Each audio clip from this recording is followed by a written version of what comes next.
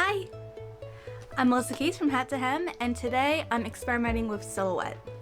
I know I'm technically late to the game with the whole historical Disney costume trend. If you happen to see my Designing Lady video, you know that this has been in the works since April. But, as you may know, something very big happened just a few days before that watercolor video went live. And that big thing, okay, big head and body attached, understandably threw me off course for a few months. But better late than never. I'll get into why I chose Lady in my gown video. Today, I just want to focus on the undergarments. When you start a new time period, it's usually best to try and build the ensemble from the skin out when possible, because we all know that sometimes it just isn't possible. I already had a half-scale Victorian chemise, drawers, and corset from my one-day make video, so I decided that's good enough. I still wanted a more 1890s, early 1900s silhouette for this particular look, so I decided the best thing to do would be to try and pad the figure out. And I'm really excited I did, because this is something I wanted to experiment with for a long time, and to finally be able to do it was really satisfying. If you're wondering why I opted to go with a half-scale project instead of a full-size costume, well, it's because I had the absolutely brilliant idea to start this project when I was heavily pregnant, like the week before my due date. It's not like I had anything else going on or anything, right? Anyway, once I wrote up my game plan for the whole ensemble, I took the measurements of my mini dress form so I knew what my starting point was. In the back of turn-of-the-century fashion patterns and tailoring techniques, there's a table of proportionate measurements. This is what the book considers to be the ideal measurements for this particular time period, but even the book says this isn't going to always apply to everybody. My half-scale dress form had a 13-inch waist, which would be 26 inches on the table. I'll get into the measurements in a second, but for now, let's have a word from Past Mel. Alright, so this is just the first day I'm working on this, and I think I already have to adjust my expectations. You see, I am 39 weeks pregnant, and my original goal was to get this done before the baby, and now I think my goal is just going to be get anything done before the baby. I am just swollen and tired and not wanting to do anything, but at the same time I really want to work on this, so let's see how far I can get, because I have a feeling I'm not going to want to work on this after he's born. But maybe if I have a start, that will be enough to motivate me to get in here once I feel physically able to. Fun times. So I have my measurements here for the half-scale dress form. The bust is 17, the waist is 13, and the hip is 17. Then using the table of proportions from turn-of-the-century fashion patterns and tailoring techniques, I was able to figure out what the equivalent of those proportions should be at half scale, which is how I came out with the bust should be 18.5 and hips should be 21.5. If I were to make this full scale, it would be bust 37, waist 26, and hip 43, which sounds insane to me, but we'll see. And then I also had the back length and the waist to the floor. The floor I put into quotes because I'm not actually making this to the floor. I'm doing it to pretty much above where the boots would be if my mini dress form had boots. Now, the thing with true Victorian patterns is you're able to adjust your pattern to fit your size. I am not going to show you these instructions because I don't want to get hit with a copyright issue, but I was able to take my measurements and use the adjusted back and adjusted front different combinations in order to figure out what size would be best for this particular project. And I was able to come up with E for the corset cover. I wish I could show you a little bit more about how I got to that number, but I know this is going to be a long video and going through the math is going to take way longer than it probably should. Luckily, the instructions are pretty easy if you do get this pattern, so hopefully you'll be able to figure it out. Alright, so I'm going to take my pattern here and I'm going to try and figure out how to scale this down to half size in a way that's fairly efficient. I feel like this is going to be trial and error. I've scaled patterns up from a grid before, but I haven't scaled patterns down from this before. So, we'll see how this works. I want to try and do it in a way that doesn't make me waste a ton of pattern paper. I feel like the easy way would have been to take this and put it on a grid and then scale it down that way, but that would take up a lot more space than I kind of want to. So I'm going to try and do it with just a ruler and luck. If that doesn't work, then I will probably trace it on the pattern paper and then scale it down way. But I want to try this first, so wish me luck. Alright, so I have a little awkward, almost a square here, and I want to show you how I got that real fast. So what I did first was I measured the length of E. I have that number, and then I drew it over on the pattern paper over there, and I measured from E to E so I'd have an idea of where that front measurement should be. After that, I went to the bottom and I measured E to E to around where that E should be over here, and then I measured up to find the distance between where the bottom of the front seam is versus the bottom of the side seam.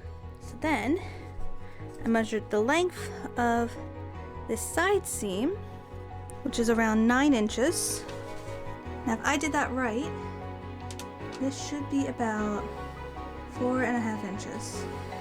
The front seam and side seam, and that was way more work than it probably should have been, but that's okay. So I'm going to figure out the straps off camera because this alone took longer than I'm proud of, and I will be right back. I have my front corset cover piece here, and I did my best trying to get the angles of everything correct, and I think I did a decent job. You can see this is going to wrap around here for the arm, and this bottom bit is going to be gathered in to match the waistband. And I think everything is going to line up pretty close to how I want it, so I can't complain too much. Alright, now it's just time to do all the other pieces. I found the measurements for the back piece of the corset cover using more or less the same technique I used for the front. I popped the front piece onto my dress form, and then pinned my back piece rectangle on.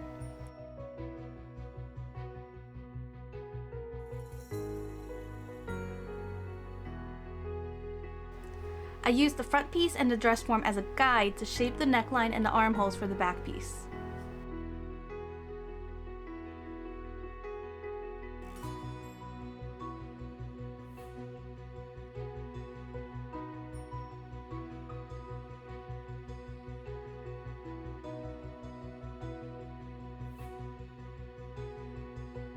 My lady watercolor video is rendering, so now feels like a good time to make some headway on this corset cover. So I have the front pieces, the back piece, the front facings, and the waistband. I'm going to try and get through this quickly. I'm not going to talk you through every single step of this because simply because I don't have a lot of time. I am planning on doing a sew-along video for Edwardian Undergarments. That won't be this year. This year I think I'm going to focus on Victorian, but maybe next year I will try and do a walkthrough of how to sew this particular piece. But as of right now, I just want to try and get the undergarments finished so I can move on to the actual dress. That being said, I've already talked too much, so I'm just going to jump into this. First, I attached the facings to the front center of the corset cover. Then I stitched the side seams and the shoulder seam of the front piece to the back piece. The armholes and neckline were bound with bias tape. I ran gathering stitches along the bottom of the front pieces, then attached them to the waistband, which I folded up and stitched down to encase the raw edges. Lastly, I set 3 snaps into the center front because I was way too pregnant to deal with buttonholes.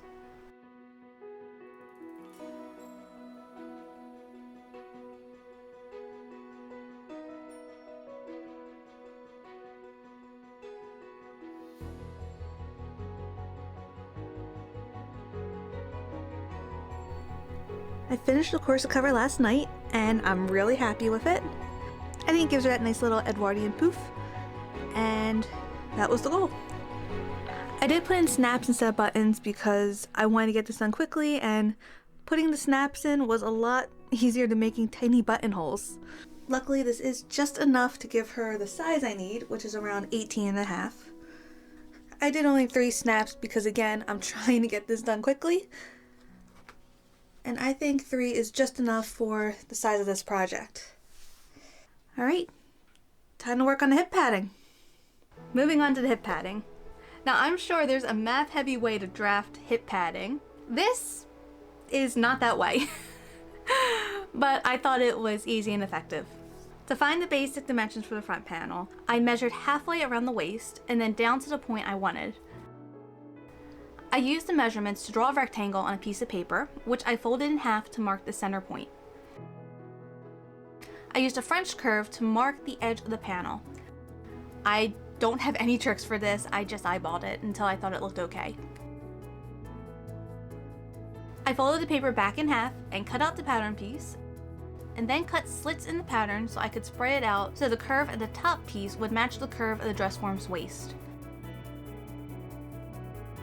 I mimicked the curve using my tape measure and then marked it on a separate piece of paper. I matched the top of the pattern to the marks I made and traced along the edge and cut out my finished pattern piece.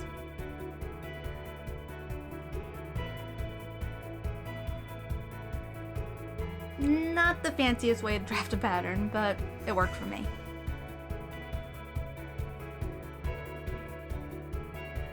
I quickly cut the pattern out of cotton muslin. I stitched it up and cut the notches, only to realize I forgot the cotton batting layer. I'm gonna blame pregnancy brain because it's kind of the last day I can. The cotton muslin steps were repeated with the batting. I turned the whole thing inside out and stitched some channels along the outer edge of the panel. This will give it some stability and help it retain its shape.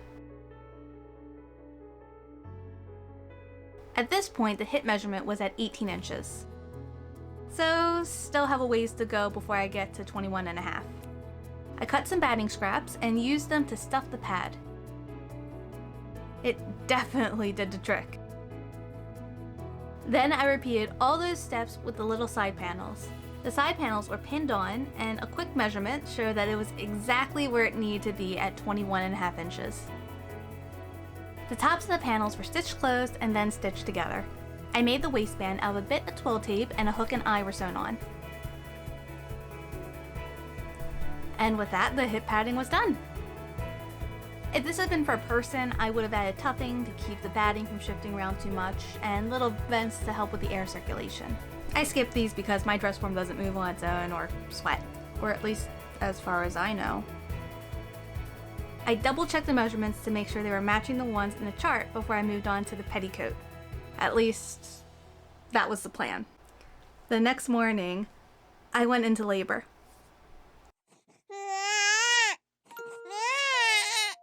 After a long day, our son was born by C-section just before midnight. He spent a week in the NICU, but he is a strong, healthy, happy little boy. My personal recovery took a little bit longer. I also had dress alterations to work on and a newborn to care for. As a result, I didn't get back into my sewing room to work on this for 2 months. So, with my new sewing room partner close by, I finally got to work on the petticoat. Luckily, I already had a pattern for this one. I used a truly Victorian half-scale bustle petticoat that I used for my Victorian Undergarments set. I shortened it to fit my design and adjusted the darts on the dress form to accommodate the hip padding. I was in the zone, so I didn't film as much as I intended. That's okay though. I'm planning on doing a full in-depth petticoat video very soon. In the meantime, let's go to a very giddy past Mel to hear her thoughts. Okay, so I'm excited. I don't know if you can hear it, but the baby is crying upstairs. My husband is changing and feeding him. But I made it today. Today is my first time back in the sewing room since before my baby was born. and I made a petticoat in one day. I feel like you can really tell how much I missed this kind of sewing. Since he was born, I did do some alterations, but that's so not the same thing. It's not this act of creating, and it's so satisfying. And I'm so glad to be back in this room sewing fun stuff again. So as you can see, the petticoat comes right to the bottom of the drawers. It's not quite to the ground, it's a little bit higher because, you know, she's a little bit younger, and I just thought it would be a fun way to make her seem a little bit younger. One thing I'm really proud of is this silhouette right here, because I feel like I did a good job with the padding. I feel like she has that nice classic Edwardian silhouette in the right proportions. And I'm just really excited about how this project's turning out. I'm also very excited that the undergarments are done, which means I get to actually make the dress now. At some point soon, this week. I'm going to start working on the dress this week. But this is a good start. And I am still pretty excited to have gotten this far. The optical illusion from this padding is insane. I really hope I get to experiment with padding more in the future. Maybe next time it'll actually be on me. So, between the baby, my new job as a realtor, and an unexpected setback with the skirt, I haven't actually finished Lady yet, but I'm still hoping that it'll be my next video. If it's not done in time, which is a possibility, I don't know, I'll post something else instead. Thank you for my patrons on Patreon for their support. Starting a Patreon in the middle of so many other very big changes was very scary. But your support is what gave me the boost I needed to get back into my sewing room. So thank you. And thank you to everyone else for watching this video. Please let me know what you thought in the comments below, and be sure to give it a like if you liked it.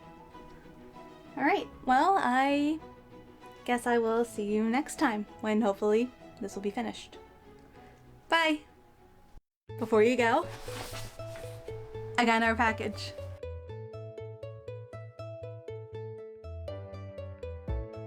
It's decorated with sleeping sloth stickers. How great is that?